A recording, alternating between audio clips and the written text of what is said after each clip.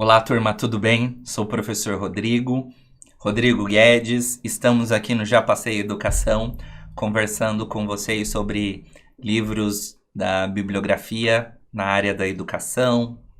E hoje vamos conversar um pouquinho sobre gêneros orais escritos na escola do professor Bernard Schneuli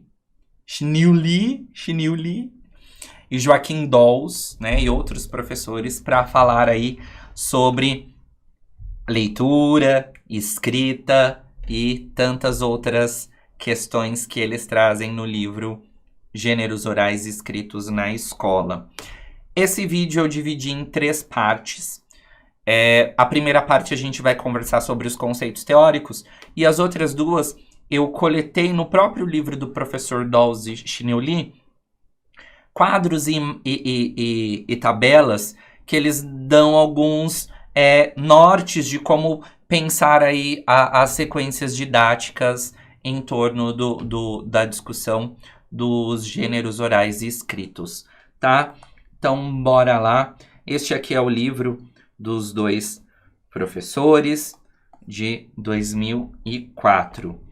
E aí, né, começando aí pelo texto, Gêneros Orais Escrito, o professor Dolls e Schneuli, eles trazem o gênero como um mega instrumento, né? Então, quando eles conceituam o gênero oral e escrito, porque, vejam só, a oralidade ela é diferente da escrita, mas ela sempre vai caminhar, muitas vezes, sobretudo, nas práticas de escola, nas práticas da sala de aula, elas vão caminhar juntas, né?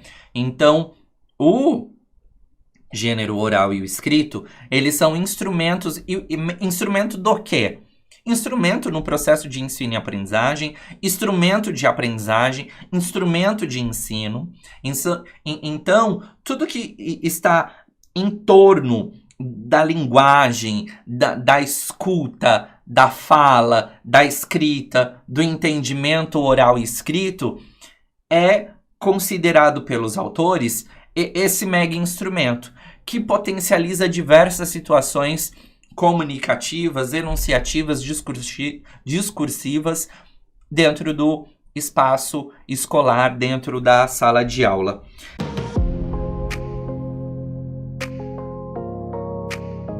E aí, eles falam que os gêneros orais escritos, eles são considerados como primários e secundários.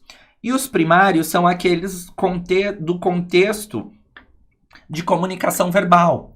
Então, os professores Dolls e Schneuli, eles dizem que os gêneros orais e escritos primários são aqueles que estão no nosso dia a dia, no nosso contexto de comunicação, na fala, nas verbalizações, né? No seio familiar, quando eu chego na escola, quando eu estou no contexto social, no mercado, na padaria. Então, as nossas conversas, os nossos diálogos, os nossos primeiros contatos com o mundo comunicativo são os gêneros primários. Os secundários a partir do momento que eu vou me aprofundando, eu vou consolidando esses gêneros primários e eu vou como se fosse deixando-os de um modo enriquecido, e aí eles passam a ser considerados aqueles pelos aspectos culturais, artísticos, poéticos, entre outros. Os poemas, o teatro, as novelas, né? Os contos, as narrativas mais elaboradas. Então, o primário é aquele primeiro contexto de comunicação verbal. Os gêneros secundários são os gêneros mais aprimorados. São gêneros que demandam uma apreciação artística. São construídos culturalmente por meio de diversas expressões, né?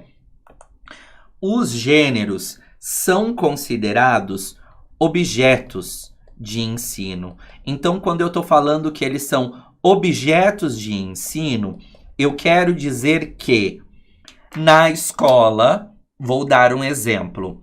Um bilhete, ele é um texto que é um objeto de ensino. Eu preciso ensinar como a criança vai escrever um bilhete.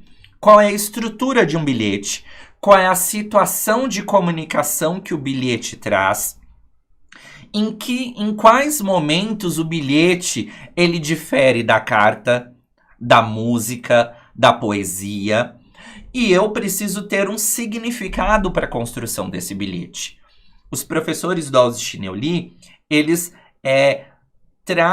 eles batem muito na tecla de que muitas vezes o ensino na escola é feito um listão. Então hoje eu dou bilhete, amanhã um poema, no outro dia um conto, e aí eu passei por textos, eu passei por uma leitura e uma escrita, e eu não fiz com que essa leitura e escrita se tornassem um objeto de ensino, um objeto no processo de ensino e aprendizagem. Então, quando os professores trazem que o gênero oral e escrito, eles são objetos de ensino, quer dizer que precisam ser ensinados, precisam ser solidificados no contexto, no processo de aprendizagem dessas situações.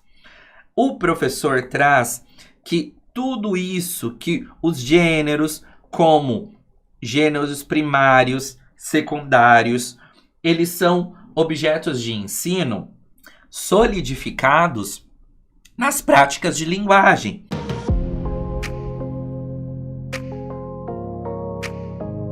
Então, a todo momento, nós estamos praticando uma fala, discutindo, conversando, trazendo tantas situações que fazem esse gênero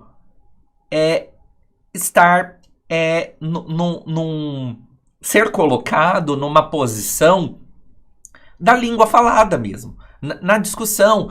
E isso, quando os autores trazem essa prática de linguagem, é pensar mesmo como que esse gênero ele vai modificar as minhas estratégias didáticas e como que ele vai chegar na aprendizagem dessas crianças, né? Por isso que as práticas de linguagem do cotidiano, elas são inseridas na escola como objetos de ensino para que as crianças possam consolidar e sistematizar essas práticas, né?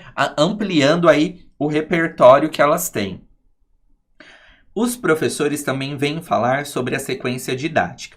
Por quê? Se eu tenho um objeto de ensino, que são os gêneros orais e escritos, eles precisam ser ensinados. Para ensinar, eu preciso de uma organização. E para essa organização, para essa modalidade organizativa, os professores utilizam a sequência didática. A sequência didática, ela nada mais é do que um plano, um planejamento descrito em um plano de ação para que o objeto de ensino possa chegar até as crianças, possa ser instrumento de aprendizagem. Vou resgatar com vocês o triângulo didático. Já conversei por muitos aqui sobre o triângulo didático. Professor, aluno e o conhecimento. A interação que acontece entre esses atores, né? Interação, ela conduz essa construção do conhecimento. Essa interação aqui é o objeto de ensino. Esse objeto de ensino vai ser planejado pela sequência didática. Eu vou observar quais são os gêneros orais e escritos primários que a minha turma já consolidou, que eles estão habituados. Vou trazer os gêneros secundários com aqueles que eles também vão trazer, se transforma num objeto de ensino, e a sequência didática, um plano organizado, detalhado, passo a passo, etapa por etapa, vai fazer com que esse gênero secundário seja construído enquanto conhecimento, enquanto objeto de ensino na sala de aula. E tudo isso acontece por meio da zona de desenvolvimento proximal, que aí aqui nós convidamos o nosso amigo Vygotsky para conversar conosco, né? Quando eu falo de zona de desenvolvimento, minha interação com a criança para que ela possa construir o conhecimento.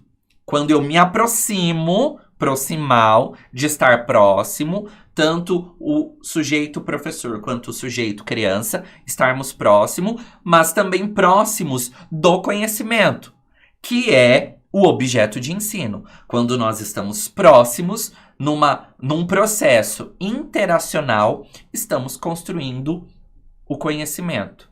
E esse conhecimento é construído pelo olhar do professor Dolzy-Cherneux-Lee, utilizando uma sequência didática, um plano de trabalho organizado, planejado, que observa quais são os saberes necessários para que as crianças possam aprender esse saber, possam construir esse saber na interação com o professor e com o objeto de ensino, certo? Então vejam que discutir o gênero e oral e escrito na escola é para além do conhecimento de que o professor ele dá o texto por dar. Ele discute o texto por discutir. Então, pensar aí o texto na escola, o oral na escola, o escrito na escola, ele demanda um planejamento, ele demanda uma organização, ele demanda um conhecimento sobre o texto, o conhecimento sobre a escrita e a oralidade como um objeto de ensino que necessita ser ensinado e que demanda um trabalho do professor numa interação com a criança e com o conhecimento.